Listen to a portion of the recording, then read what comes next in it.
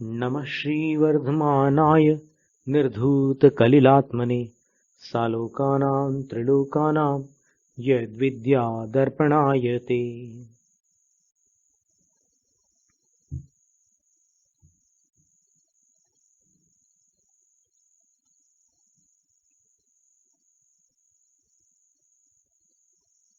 11 पदों का वर्णन था जो जिनेंद्र भगवान ने श्रावकों के 11 स्थान बतलाए हैं, 11 पद बतलाए हैं, उनका विवरण था। अंतिम पद में ये चर्चा थी। 147 क्रमांक कारिका थी रत्नकरंड श्रावकाचार्य की। आचार्य समंतभद्र स्वामी लिखते हैं, ग्रह तो मुनिवन मित्वा, घर से मुनि संग को प्राप्त होकर गुरुपकंठे, गुरु के सानिध्य में, व्रतानि परिगृह्य, व्रतों को स्वीकार करके, जो साधुओं की चर्या का अनुकरण करते हैं और इन 3 विशेषणों से युक्त हो जाते हैं। एक तो भैक्षाशनः अर्थात भिक्षा पूर्वक आहार ग्रहण करने वाले। 10वें स्थान तक ये स्थिति नहीं थी, लेकिन 11वें स्थान में ग्रह तो घर से निकल जाना होता है। घर छोड़े बिना 11वां स्थान नहीं होता, जिसको 11वीं प्रतिमा के नाम से आज वर्तमान में जाना जाता है, क्षुल्लक, एलक, क्षुल्लिका, वो। तो इससे स्पष्ट है कि 10वें स्थान तक घर पर रह सकते हैं। अगर घर पर नहीं रह सकते होते तो फिर घर से मुनि संग को प्राप्त होकर इस पद का प्रयोग आचार्य समंतभद्र स्वामी क्यों करते? तो कोई ऐसे विशिष्ट व्रत हैं जो वो गुरु के निकट ग्रहण करके फिर इन 3 विशेषताओं से युक्त हो जाते हैं। भैक्षाशनस, भिक्षा पूर्वक आहार लेने वाले भिक्षुक। दूसरी विशेषता लिखी है तपस्यन, तपश्चरण करने वाले अर्थात तपस्वी। और तपस्वी शब्द का प्रयोग तपः संपन्न दीक्षाधारी के लिए किया जाता है दिगंबरामनाय में, क्योंकि तीर्थंकरों के पंच कल्याणकों में दीक्षा जब धारण करते हैं तब उस कल्याणक का दूसरा नाम तपः कल्याणक भी है। दीक्षा कल्याणक भी कहते हैं, तपः कल्याणक भी कहते हैं। तो अभी तक 3 आराधनाएं थी, सम्यक दर्शन, सम्यक ज्ञान, सम्यक चारित्र। अब तप आराधना भी दीक्षा धारण करते ही उनको प्राप्त हो गई है। बहुत बड़ी बात है ये। आचार्य महाराज के वचनों के अनुसार ही हम जो बात है उसको विस्तृत कर रहे हैं। वैसे तो एक एक काव्य पर कई दिन लग सकते हैं, अपन विस्तार करें तो। अपन 11वीं प्रतिमा पर विचार कर रहे हैं। पहला विशेषण वो भिक्षुक हो गए, दूसरा विशेषण तपस्वी हो गए। ये विशेषण गृहस्थों के नहीं होते हैं, इस पर विचार करने की बात है। और तीसरा विशेषण चेल खंडधर।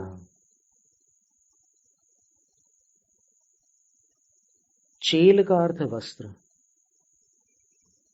तो अपन वर्तमान में सवस्त्र निर्वस्त्र ऐसा भेद करते समय उन 2 से एक अलग श्रेणी का जो भेद है उसको विस्मृत कर देते हैं। यहां पर आचार्य समंतभद्र स्वामी ने 11वीं प्रतिमाधारी को चेलधर नहीं लिखा, वस्त्रधारी नहीं लिखा, चेल खंडधर लिखा।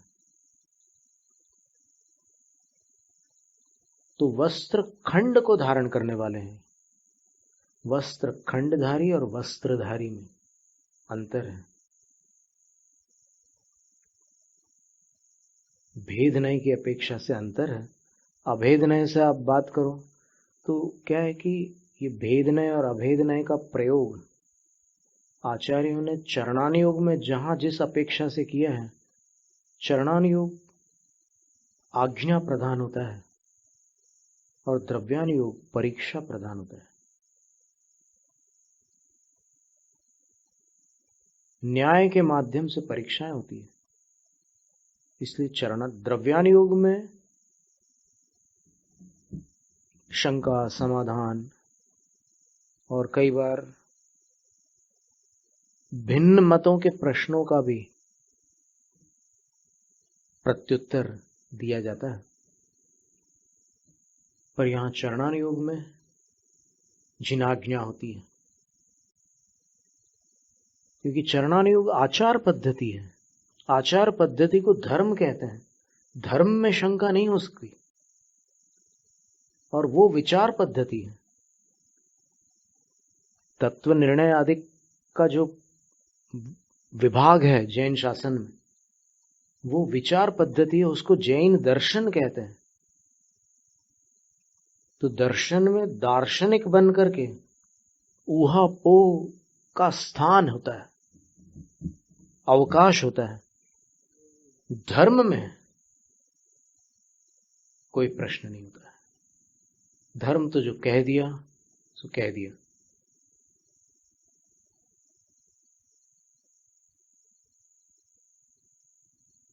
उसमें तर्क नहीं होते।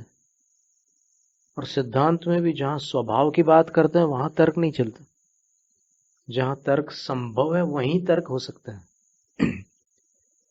तो इन तीन विशेषणों से युक्त होकर के वो कोई ऐसे व्रत ग्रहण किए उन्होंने गुरु के पास जाकर के जो उनके पास नहीं थे, क्योंकि जो चीज होती है उसको ग्रहण नहीं करना पड़ता। जो है उसको क्यों ग्रहण करेंगे? 12 व्रत है ऑलरेडी, दूसरी प्रतिमा से ही है, और 10 प्रतिमाएं हैं ऑलरेडी उनके पास। तो जो चीज नहीं थी उसको गुरु के पास ग्रहण कर रहे, और ग्रहण करने के बाद ये 3 विशेषताएं उनमें आ गई हैं। और 3 विशेषताओं के आने पर अभी तक जो विशेषण नहीं था 10 स्थानों में, वो विशेषण अब 11वें स्थान में आचार्य समंतभद्र स्वामी प्रस्तुत करते हुए लिखते हैं, उत्कृष्ट श्रावक। उत्कृष्ट श्रावक हो गया वो। उत्कृष्ट श्रावक का अर्थ श्रावक नहीं होता। कोई ऐसी उत्कृष्टता उनमें आ जाती है जो उनको श्रावक से ऊपर उठा देता है। और यही कारण है कि उत्कृष्ट श्रावक का दूसरा नाम क्षुल्लक है। और सबसे खास बात यह है कि उत्कृष्ट और क्षुल्लक दोनों परस्पर विरुद्ध शब्द हैं। जो उत्कृष्ट होता है वो क्षुल्लक नहीं होता, और जो क्षुल्लक होता है वो उत्कृष्ट नहीं होता। लेकिन यहां पर जो 11वां स्थान है, उस 11वें स्थान को आचार्यों ने ये दोनों नाम दिए हैं।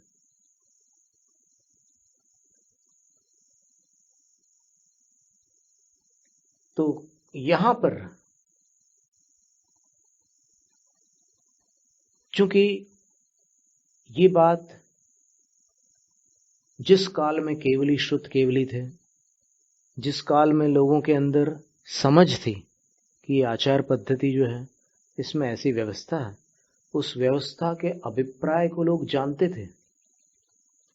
तो उनको इन 2 शब्दों में विरोध होते हुए भी जो समन्वय छुपा है उसका बोध था। और अब ये स्थिति है कि काल बहुत निकल गया, केवली शुद्ध केवली को हुए हजारों वर्ष गुजर गए। धीरे धीरे ज्ञान का भी ह्रास होता चला गया, तर्क बढ़ते गए। द्रव्यान योग में तर्क घटने लगे, चरणान योग में तर्क बढ़ने लगे। और इससे किसी की बुद्धिमत्ता प्रकट नहीं हुई, बल्कि ये प्रकट हुआ कि हुंडाओ सर्पणी काल में किस तरह से मूलाचार में प्रतिपादित महावीर शासन के वक्र जड़ जीव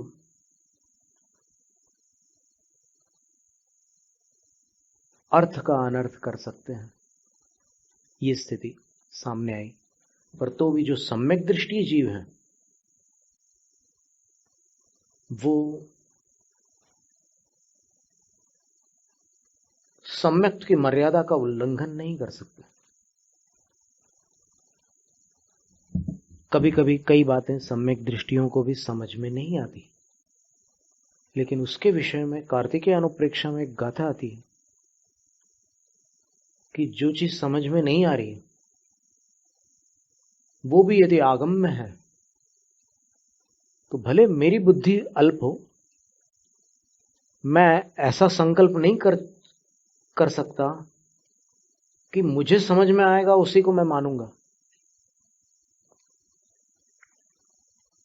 ये अभिमानी के शब्द होते हैं। वास्तव में जिन्होंने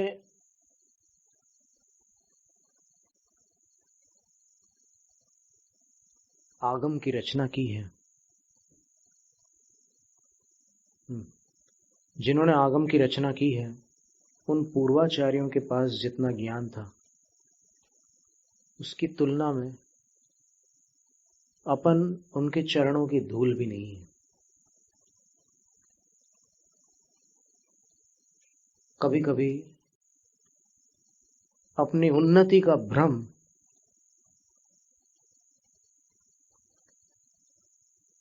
समर्थकों के निमित्त से उत्पन्न हो जाता है।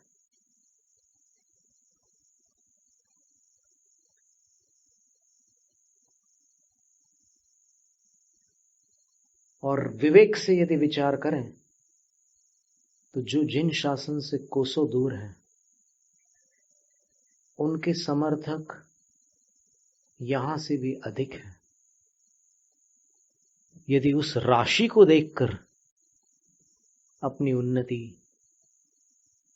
आदि का निर्णय किया जाए तो वो निर्णय अनादि जो भ्रांतियां थी उसको वृद्धिंगत करने वाली एक नवीन भ्रांति हो जाएगी।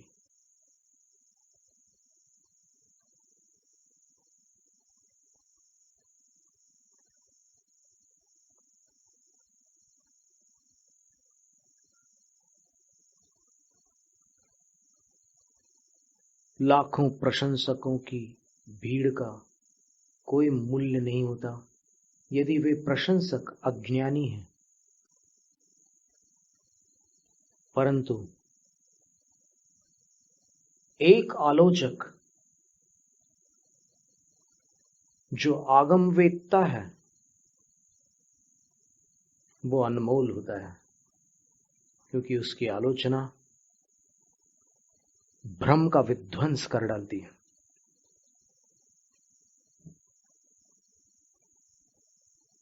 विध्वंस के लिए शक्तिशाली प्रहार अपेक्षित है और वो शक्ति ज्ञानी के पास ही होती है जो भ्रांति को खंड खंड कर डाले।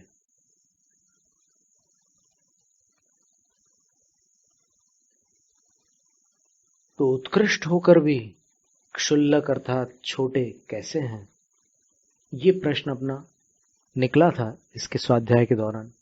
बीच में कुछ अंतराल रहा, पर्व भी रहे, और आज पुनः अपन उसी स्थान पर आए हैं कि वो कौन से व्रत थे जो क्षुल्लक महाराज ने धारण किए क्षुल्लक होने के लिए।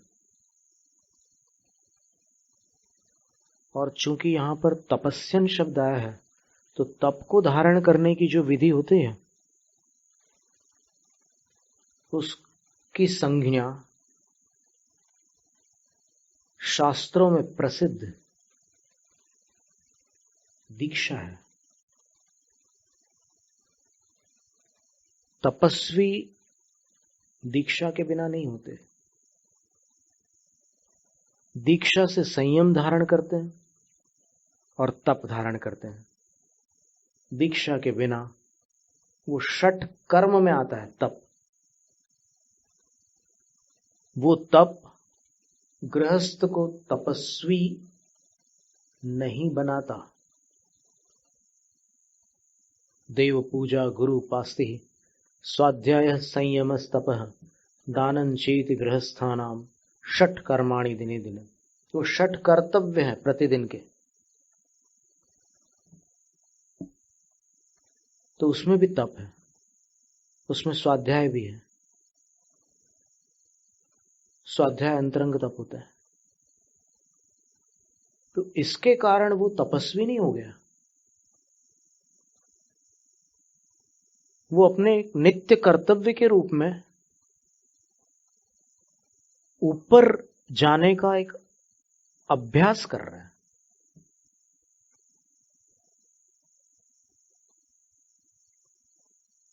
और इसमें युक्ति यह है कि तपस्वी योगी होता है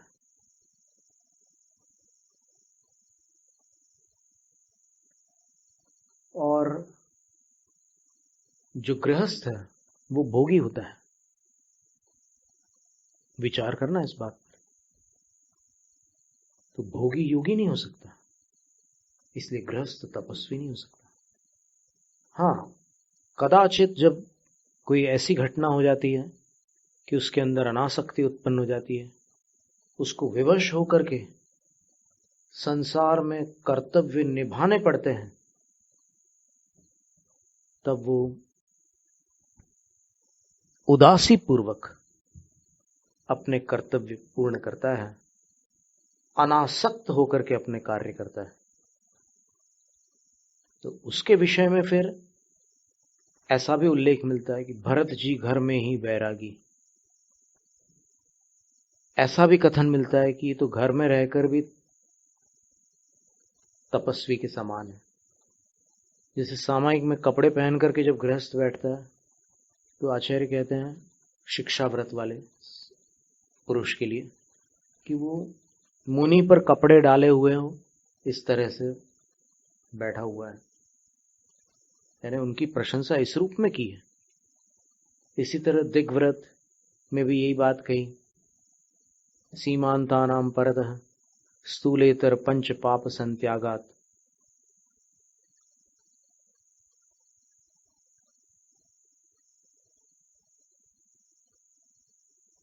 सीमा के बाहर स्थूल और सूक्ष्म दोनों प्रकार के पंच पाप भली भांति त्याग दिए जाते हैं। तो उस त्याग के कारण जो अणुव्रत होते हैं वो महाव्रत बन जाते हैं। सीमा के बाहर, सीमा के अंदर अणुव्रत है, बाहर महाव्रत है, क्योंकि वहां कोई पाप नहीं हो रहा उसके द्वारा। तो ऐसे चर्चाएं आती है, और सामान्य कथन की अपेक्षा देखें तो यही व्यवस्था है। तो जो उत्कृष्ट है वो क्षुल्लक कैसे है, आज के युग में तो ये प्रश्न उत्तर मांगता है ना। तो इसको समझना है अपने को कि अपना ध्यान इस काव्य में उस शब्द पर जाना अपेक्षित है, जो शब्द इस भूमिका में उसको स्थापित कर रहा है, दशम प्रतिमाधारी श्रावक को। वो शब्द है व्रतानी। कोई ऐसे व्रत हैं जिनको वो ग्रहण करते हैं, और अपन ने खोज की थी तो अपने को 2 ग्रंथों में उसका वर्णन मिला था। एक तो पद्म पुराण में, दोनों प्रथमान युग के ग्रंथ थे, पर प्रथमान युग के ग्रंथों के प्रति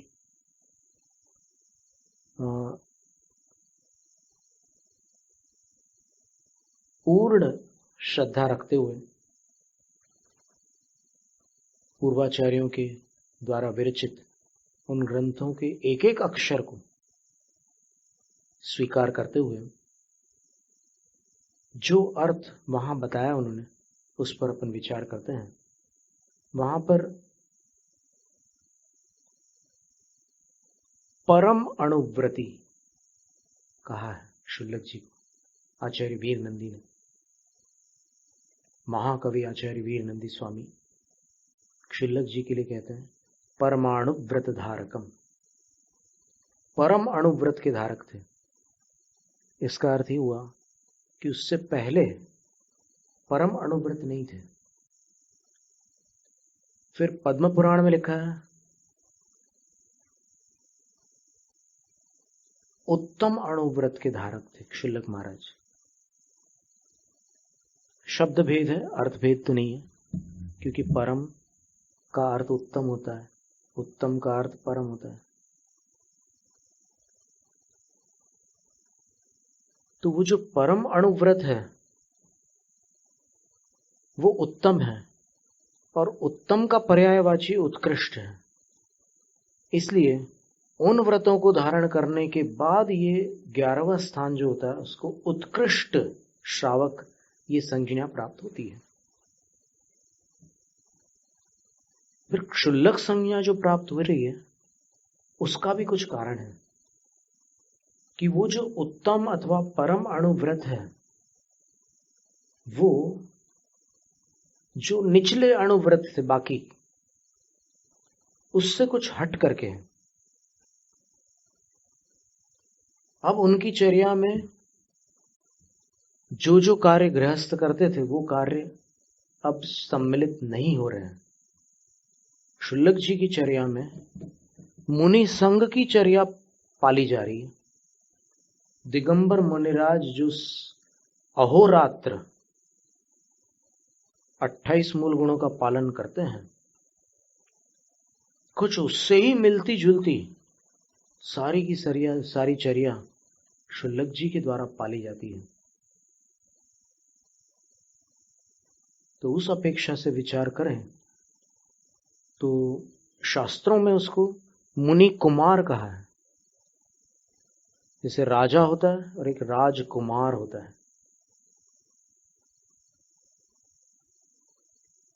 युवराज होता है, वैसे ये मुनि कुमार है।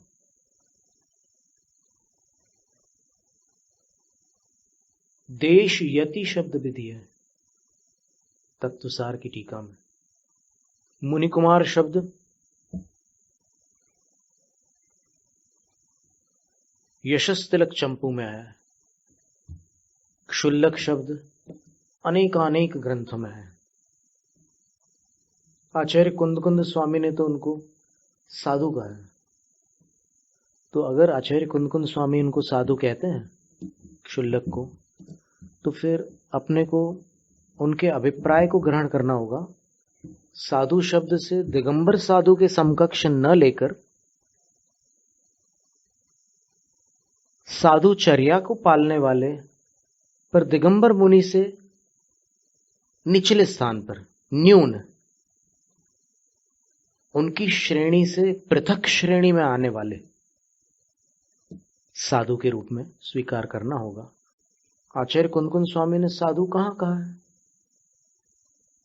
तो अपने को पहले इस बात का ज्ञान करना होगा कोश से कि साधु के पर्यायवाची शब्द कौन से होते हैं। चरणान योग में लिंग शब्द का अर्थ साधु का भेष होता है। द्रव्यान योग में लिंग शब्द का अर्थ वेद होता है। स्त्री वेद, पुरुष वेद, नपुंसक वेद, उसको लिंग कहते हैं। और चरणान योग में लिंग का अर्थ ये दीक्षा की मुद्रा का नाम लिंग है। तो उस दृष्टि से विचार करो तो एक निर्ग्रंथ मुनि है, एक वस्त्र खंडधारी क्षुल्लक मुनि है। क्षुल्लक का अर्थ छोटा, लघु।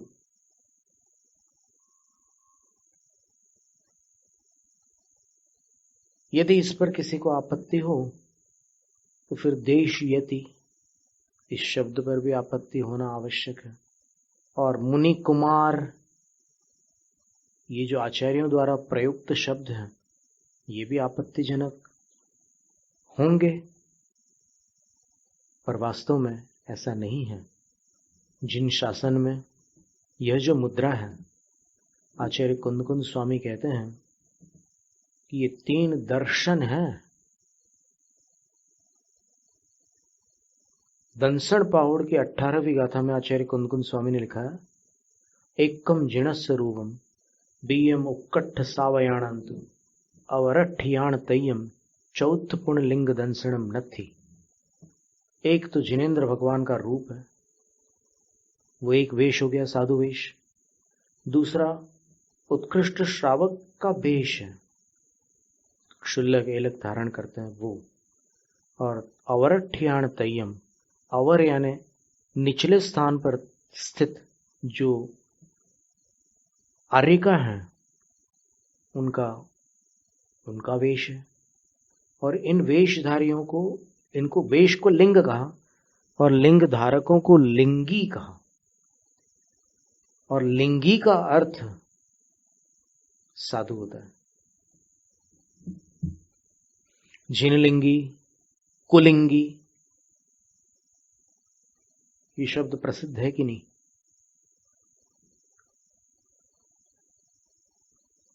तो आचार्य कुंद स्वामी कह रहे हैं, अवशेषा जे लिंगी, मुनि लिंग को छोड़कर बाकी जो लिंगी है, ते सव्वे इच्छनिज्जाय। दूसरे और तीसरे चरण को हमने छोड़ करके प्रथम और अंतिम चरण बोला है उस गाथा का। अवशेषा जे लिंगी ते सव्वे इच्छनिज्जाय। मुनि मुद्रा को धारण करने वालों के अतिरिक्त बाकी जो लिंगी है अर्थात साधु हैं, वे इच्छनिज्जाय, इच्छनीय है। इच्छनीय का अर्थ क्या होता है? इच्छा शब्देन नमः उच्यते। अष्टपाउड़ की टीका में लिखा कि इच्छा शब्द से नमः अर्थात नमन कहा जाता है। कार अधस्तात् प्रवर्तते, फिर कार उसके बाद लगाया जाता है। तो इच्छाकार का अर्थ क्या हुआ? नमस्कार। पर आचार्य कुंद स्वामी कह रहे हैं कि बाकी जो हैं लिंगी, बाकी जो साधु हैं दिगंबर साधु के अलावा, वे इच्छाकार के योग्य हैं। फिर अन्य आचार्यों ने आर्यिकाओं के लिए विरतौ विनय क्रिया, विरत्याह विनय क्रिया, आर्यिकाओं के लिए विनय क्रिया बताई है। विनय क्रिया में फिर वंदना शब्द का भी प्रयोग आया है, वंदे या वंदामि। वंदे संस्कृत है और वंदामि प्राकृत है। संस्कृत में वंदामि नहीं होता, प्राकृत में वंदामि होता है, संस्कृत में वंदे होता है। तो ये जो क्षुल्लक अवस्था का यहां पर विवरण था, इसके अंतर्गत इतनी जानकारियों की बातें थी। तो वो जो उत्तम अणुव्रत या परम अणुव्रत है ना, वो ऐसे व्रत हैं जो एक प्रकार से, एक अपेक्षा से छोटे महाव्रतों के समान है।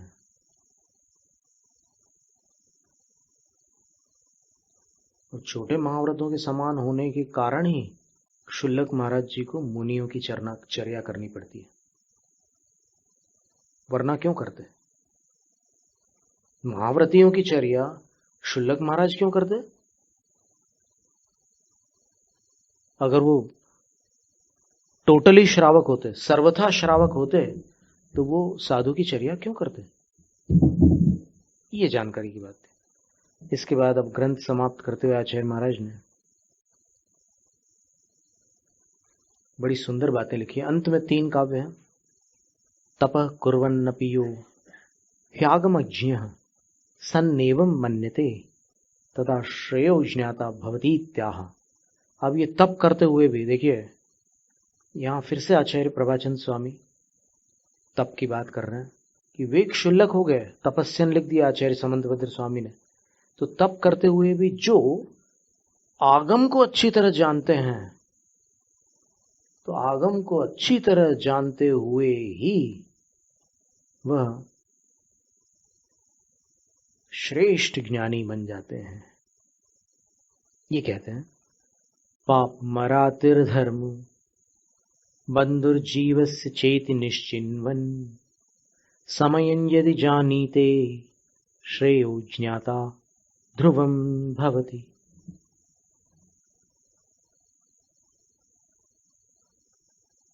जीवस्य अरातिः पापम, जीव का जो शत्रु है वो पाप है। च इति, बोलते हैं कि और जीवस्य बंधु, जीव का बंधु कौन है?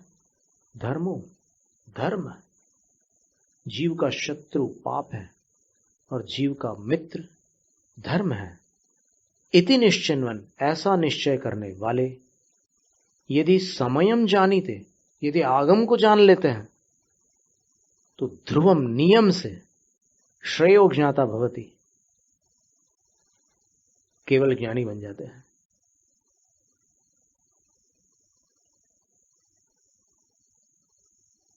अंततः जब भी चरम शरीर प्राप्त होगा तो केवल ज्ञानी बन जाते हैं। लेकिन ध्रुवम लिखा है, ध्रुवम का अर्थ है नियम से, अथवा श्रेयो ज्ञाता का अर्थ कल्याण के ज्ञाता हो जाते हैं, हित के ज्ञाता हो जाते हैं। वैसे तो पहले भी जानते थे, पर वहां पर पहले इंफॉर्मेशन के रूप में ज्ञान, जानकारी थी। अब यहां पर नॉलेज के रूप में ज्ञान हो गया, क्योंकि अब तपस्या के साथ वो जान रहे हैं उस बात, तो अंतर पड़ा थोड़ा। इदानीं शास्त्रार्थानुष्ठातु फलम दर्शयन्नाह, अब शास्त्र के अर्थ, ये जो चरणानुयोग शास्त्र है उसके अर्थ यानी अभिप्राय का अनुष्ठातु, आचरण करने वाले को क्या फल मिलता है? तो फलम दर्शयन्नाह, फल दर्शाते हुए आचार्य कहते हैं येन स्वयं वीत कलंक विद्या दृष्ट क्रिया रत्न करंड भावम नीतस्तमायाति पतिच्छयेव सर्वार्थ सिद्धिस्त्रिषु विष्टपेषु।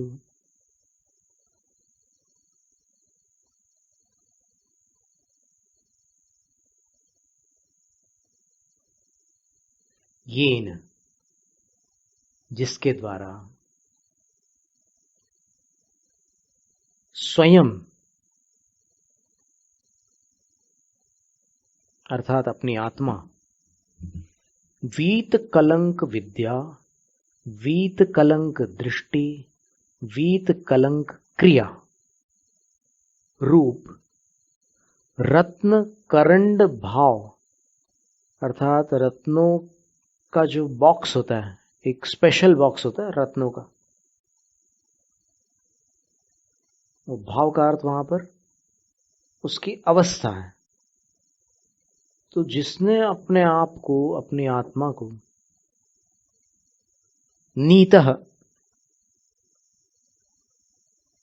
तीन रत्नों के पिटारे की पर्याय प्राप्त करा दी, अर्थात जिसने अपने आप को, वीत कलंक का अर्थ होता है विगत कलंक, दोषों से रहित सम्यक दर्शन, सम्यक ज्ञान, सम्यक चरित्र।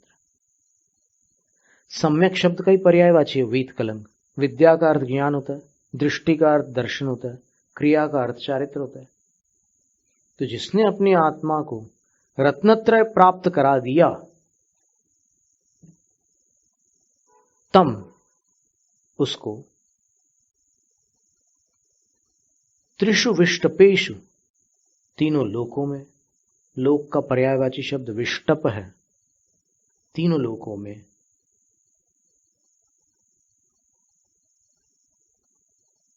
सर्वार्थ सिद्धि पतिच्छयेव आयाति,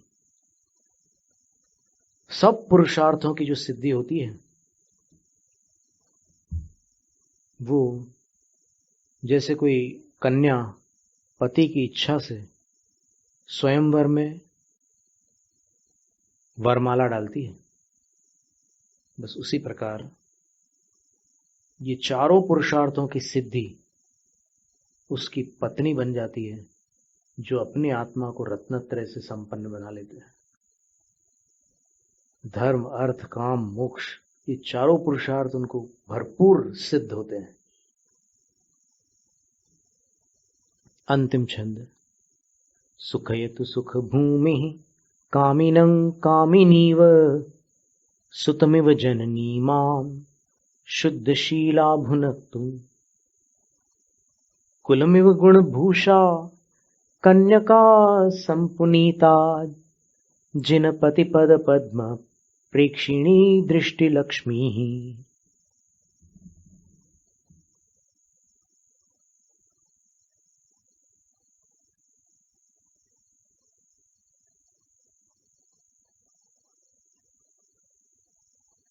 इव, जिस प्रकार सुख भूमि कामिनी कामिनम, इव जिस प्रकार शुद्धशीला जननी सुतम, और इव जिस प्रकार गुणभूषा कन्यका, गुणों से भूषित कन्या, कुलम, कुल को क्रमशः कामिनी, कामी को सुखी करती है। शुद्ध शील वाली मां पुत्र की रक्षा करती है, और गुणों से भूषित कन्या कुल को संपुनीता, अच्छी तरह से पवित्र कर डालती है। उसी प्रकार जिन पति पद पद्म प्रेक्षिणी दृष्टि लक्ष्मी, जिन पति का अर्थ तीर्थंकर भगवान है, और पद पद्म का अर्थ होता है उनके चरण कमल है। बस जिनेंद्र भगवान के चरण कमलों को प्रेक्षिणी, देखने वाली दृष्टि लक्ष्मी ही श्रद्धा रूपी विभूति, सम्यक दर्शन रूपी संपत्ति, दृष्टि रूपी लक्ष्मी, माम मुझे, सुखयतु सुखी करे। किसके समान? जैसे कामिनी कामी को सुखी करती है, वैसे ये श्रद्धा रूपी लक्ष्मी मुझे सुखी करे। और जैसे शुद्ध शील वाली मां पुत्र की रक्षा करती है, वैसे ये सम्यक दर्शन रूपी लक्ष्मी माम भुनक्तु, मेरी रक्षा करे। और जैसे गुणों से भूषित कन्या कुल को पवित्र करती है, वैसे ये सम्यक दर्शन रूपी लक्ष्मी माम संपुनीतात, मुझे पवित्र करे, अच्छी तरह पवित्र करे। इस तरह ये अंतिम काव्य में आचार्य समंतभद्र स्वामी ने 3 कामनाएं की हैं। सम्यक दर्शन की जो विभूति है, कैसी है वो सम्यक दर्शन रूपी विभूति? बोले जिनेंद्र भगवान के चरण कमलों को ही देखती हो, और कुछ नहीं चाहिए। और जिनेंद्र भगवान के 2 चरण हैं, और 2 चरण जो है उसमें एक है निश्चय चारित्र और दूसरा व्यवहार चारित्र। तो सम्यक दर्शन जो है वो उसका ध्यान वहीं रहता है। सम्यक दृष्टि वो जीव है जो भावना करता ही है कि कब मैं चारित्र धारण करूं, चाहे देवगति में हो चाहे किसी गति में हो। उसको लगता तो है कि मैं कब चारित्र धारण करने योग्य पर्याय को प्राप्त करूं, और पर्याय प्राप्त करके भी मैं कब चारित्र धारण करूं। तो इस तरह आचार्य समंतभद्र स्वामी रचित रत्नकरंड श्रावकाचार, जो महान ग्रंथ 150 काव्य प्रमाण ग्रंथ था, वो यहाँ पर आज एकादशी के दिन संपन्न होता है। इसमें अंत में सम्यक दर्शन से प्रार्थना की गई है कि वह सम्यक दर्शन मुझे सुखी करे, मेरी रक्षा करे और मुझे पवित्र करे। जैनम जयतु शासनम। इसमें जो भी त्रुटि हुई हो तो जिनवाणी माता हमें क्षमा करे और हमारी त्रुटियों को शुद्ध करे।